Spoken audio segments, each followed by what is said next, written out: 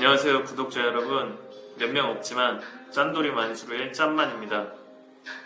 오늘은 제가 어저께 말씀드렸던 제가 지금까지 투자했던 구분 상가들 중에서 첫 번째 상가에 대해서 설명을 드리려고 합니다.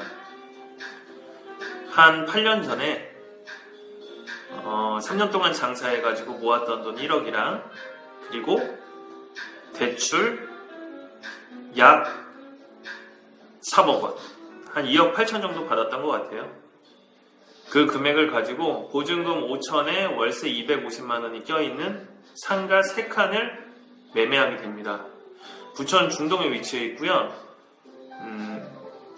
분양 평수가 45평이니까 그때 당시에 1,000만 원도 안 되게 샀던 것 같아요. 900 얼마 평당. 지금 부천 중동 평당 단가가 2천만 원 넘죠. 1층 단가 말씀드립니다. 분양 평수로 따졌을 때요. 그때에 비하면 많이 올랐어요. 제가 그 상가를 매수했던 이유는 우선 월세 수익률이 거의 한 7, 8% 이렇게 나오는데 그 대출 이자는 뭐 4% 전반 요 정도였어요. 3% 후반? 그렇게 세입자분께서 장사를 하시다가 나중에 가게를 팔고 나가신다고 하셔서 제가 아는 형님이 들어오셔서 김치찌개집을 하게 됩니다. 그 상의도 안 맞고 하셔서 제가 가게를 인수해서 하게 됩니다. 그러면 저는 그 가게에 대해서 월세도 안 나갔고 편하게 장사할 수가 있었던 거죠. 그때 제 직업이 3개가 됩니다. 김치찌개집, 그리고 보험 설계사, 그리고 횟집. 그렇게 1년을 장사를 하다가 그 건물 지하에 있는 일종 유흥업소에서 문제가 발생하여 일종 유흥권이 없어지게 됩니다. 따라서 그 건물에 있는 사람은 누구든지 유흥업소를 그 유흥권을 가지고 할 수 있게 되는 상황이 됐던 거죠. 저는 거기서 고민을 했습니다. 1층에 유흥업소를 차리면 어떨까? 그 투자를 진행합니다. 공사비 4천만 원 들어갔습니다. 해서 거기에다가 유흥업소를 차렸고요. 나중에 그 유흥업소를 권리금을 받아서 지인한테 시설비를 받은 거죠. 시설비를 받아서 지인한테 넘겼고 그때 월세가 320으로 조정이 됩니다.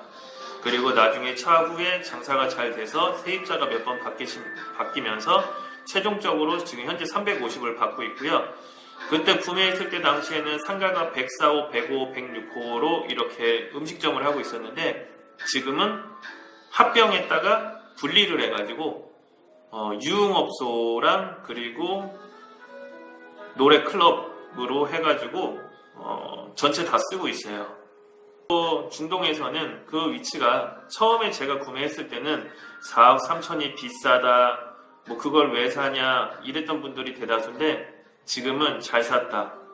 그리고 그걸 갖고 있었기 때문에 제가 지금까지 올라왔던 거고 그때 재미를 많이 봐가지고 상가 투자에 부업, 전업은 아니고 부업식으로인데 그게 거의 미쳤었죠. 구분 상가 투자에. 그렇게 됐습니다. 그렇게 장사를 하면서 상가 투자라는 것에 대해서 매력을 많이 느끼고 또 시행을 많이 하게 됩니다.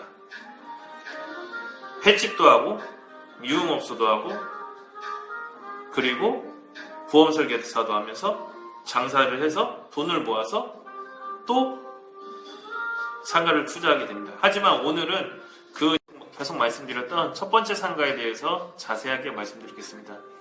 그 상가를 매수할 때 제가 왜 자신이 있었냐면 신중동역이라고 공사를 하고 있었어요. 철도에 공사를 하면서 저는 무조건 건물이 오를 거라고 생각을 했었어요. 더 좋아질 것이다. 근데 대부분의 사람들은 공사가 진행됐을 때 그거를 사면 건물 가치가 안 오른다. 이미 오른 거다. 거품이 낄 대로 꼈다라고 얘기를 했는데 그게 공사가 진행하기 전에 미리 사놨어야 좀 실책을 볼 거 아니냐라고 얘기를 했는데 저는 공사가 진행되고 있는 과정에서 나온 4억 3천만 원짜리 상가도 싸다고 생각을 했어요. 이게 완공이 되면 한 번 더 오를 거다. 지하철 옆에 상가는요. 공사를 한다고 소문이 날 때 한 번 오르고요. 공사 중간에 한 번 더 오르고요. 완공이 되면 한 번 더 오릅니다. 그리고 안 올라요. 그래서 저는 완공까지 해서 현재 그 정도의 시세라는 거를 부동산을 통해서 알고 있고요. 지금도 팔으라고 얘기는 많이 하는데 정이 많이 들고 또 이제 시세 차익이 있다 보니까 세금 부분도 있고 아직 저는 한 번도 상가를 사가지고 팔아본 적은 없어요. 계속 모으고만 있죠. 한 가지 더 팁을 말씀드리자면 1층 구분 상가를 살 때 제가 했던 방법이에요. 저는 음식 장사 했을 때 음식 장사를 해서 될 것 같다. 그러면은 매수해도 되는 상가고요. 아, 저기는 음식 장사가 들어가면 안 될 장소다. 판매만 하는 판매점만 된다. 그러면 저는 상가를 안 샀어요. 분식집이 됐건 뭐가 됐건 무조건 먹을 수 있는 장사가 들어가야 된다고 생각을 해요. 그러니까 배달 대행 무슨 배달만 전문으로 하는 음식점 이런 거는 안 되고요. 홀을 받을 수 있는 장사를 할 수 있는 곳이면 무조건 그 상가는 계산을 이런 거를 따져서 매수 결정을 해야 된다고 생각을 해요. 그래서 저는 상가를 하나 보면 한 달 정도 저녁에 그 상가를 가서 계속 지켜봅니다. 장사를 끝나고 유동인구가 몇 명인지, 그리고 저기서 내가 장사를 하면 과연 몇 층을 받을 수 있을까, 매출을 얼마를 올릴 수 있을까, 이런 생각을 많이 하고 매수를 하게 됩니다. 물론 은행도 많이 가야 되고요. 통해서 그 올라온 금매 가격을 또 깎습니다. 조금씩 깎고요. 우선 간략적으로 이렇게 설명을 드렸으니까 한번 현장 가셔서 한번 같이 보시고요. 상가 크기라든지 1층 상가로 그래도 그 정도면 실평수 30평의 1층 상가면 그 나름 코너거든요. 완전히 코너 자리는 아닌데 그 건물과 건물끼리 붙어 있는데 그 건물 사이에 길이 있어요. 그 길을 가려면 제 상가를 거쳐서 가야 됩니다. 이런 것도 다 보고서 샀으니까 한번 봐주시고 여러분께서도 나중에 투자하실 때 조금 참고하셔서 투자하셨으면 좋겠습니다. 우선 현장으로 한번 가보시죠.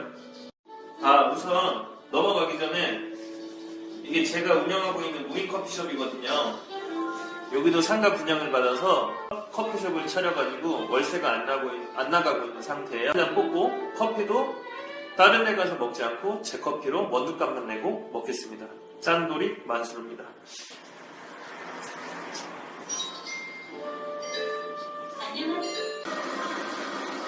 아무리 짠돌이 만수르지만 원두는 좋은 거 씁니다. 원두는 최고. 진짜로.